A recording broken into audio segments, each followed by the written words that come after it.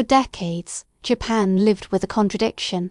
It had one of the most advanced defense industries in the world, with the ability to build sophisticated ships, submarines, missiles, aircraft, and advanced defense electronics. But at the same time, that industry was held back by some of the strictest military export restrictions anywhere in the world. That is now changing. Japan has begun to dismantle one of the most important limits created after the war, and this is not just an economic story. It is a geopolitical shift, with consequences for Asia, for the United States and its allies, and for the future balance of power in the Indo Pacific. To understand why this matters, we need to go back to the end of World War II. After Japan's defeat, in 1945, the country was rebuilt under a political and legal framework designed to prevent any return to militarism. The symbol of that framework was Article 9 of the Japanese Constitution. It was a famous clause, and a powerful one. It renounced war, and it sharply restricted the role of military power in Japanese national policy. Over time, this created a very unusual reality. Japan maintained highly capable self-defense forces, but politically and legally, it also preserved a deeply pacifist identity. That same logic shaped Japan's policy on weapons exports, beginning in the late 1960s, and reinforced in the 1970s. Japan adopted rules that effectively blocked the export of military equipment to most foreign countries. Later, those limits became even broader. In practical terms, Japanese defense companies could build excellent equipment, but they had almost no global market. For decades, the domestic military was basically the only customer. At first, that may sound sustainable, but over time, it created serious problems. A defense industry that sells only at home struggles to grow, struggles to lower costs, and struggles to remain competitive. It also becomes harder to maintain a strong industrial base when order volumes stay limited. That is why this new policy matters so much. The change did not happen overnight. Japan has been moving in this direction for years. The old blanket restrictions were softened, then revised, and now Japan has taken another major step. It is allowing a much wider range of military exports under tighter case-by-case review. So why now? The answer begins with the strategic environment around Japan. China's military rise has transformed East Asia. Pressure around Taiwan has increased, maritime tensions have grown, and repeated confrontations around disputed islands have changed the way Tokyo sees its neighborhood. Japan no longer sees the regional environment as relatively stable. It sees it as dangerous,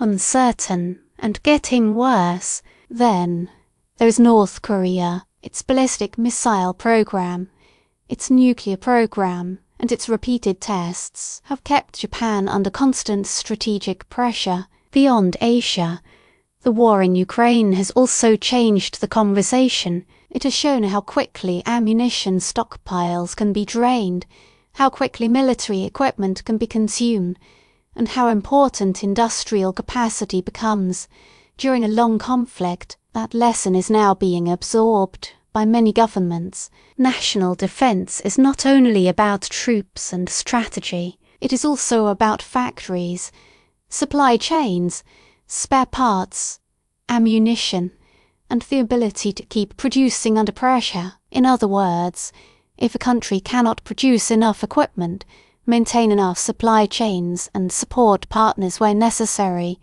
its strategic autonomy becomes fragile. This is where Japan's new direction becomes clearer. Tokyo increasingly understands that a strong defense industry is not just a domestic insurance policy, it is also a strategic tool. Exports can sustain production lines, justify investment, improve industrial resilience, and strengthen security ties with partner countries. Japan also has a lot to offer.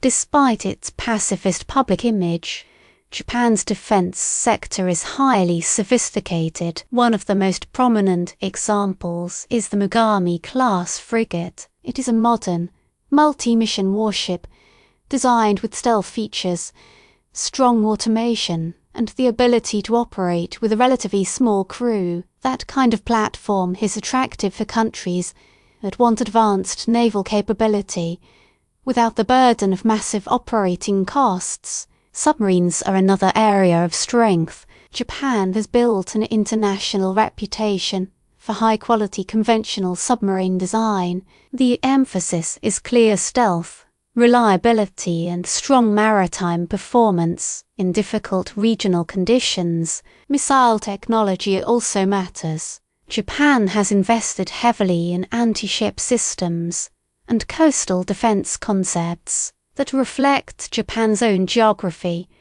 but it also matters to other countries in the region. The Indo Pacific is defined by sea lanes, island chains, maritime choke points, and the need to control access across large areas of water.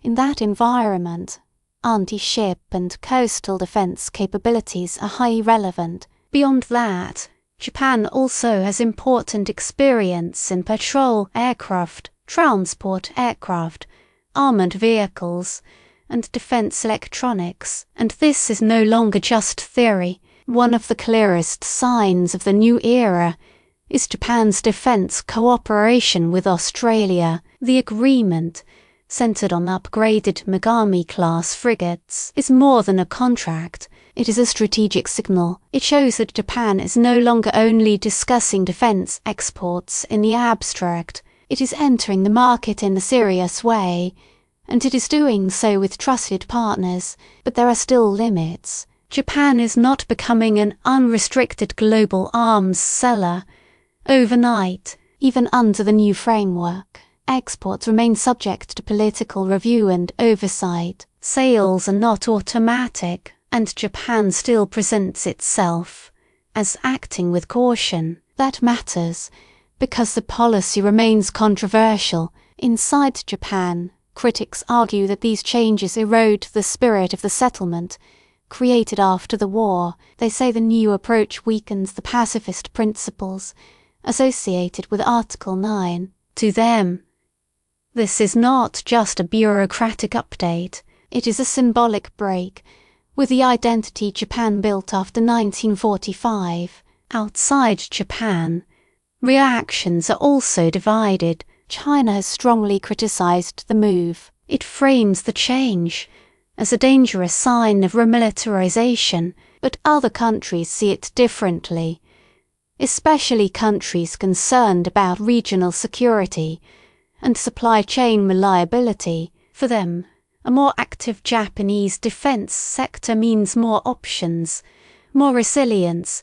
and less dependence on an increasingly uncertain global environment. That is why this story is bigger than weapons sales. Japan is redefining what kind of power it wants to be. For decades, its role was shaped by restraint, by legal caution, and by a domestic-only approach to defense manufacturing. Now, Japan is not abandoning all of those constraints, but it is clearly moving toward a more outward-looking model, one where industrial strength, alliance politics, and security strategy are becoming more closely connected. The taboo created after the war is not disappearing in one dramatic moment, but it is being dismantled, piece by piece, and if this trajectory continues, Japan may become one of the most important defense suppliers in the Indo-Pacific. Over the next decade, what we are watching is the quiet end of one era and the beginning of another. Japan is no longer just protecting itself, it is preparing to shape the regional defense market around it. If you found this analysis useful, leave a like, subscribe to the channel, and turn on notifications so you do not miss the next report.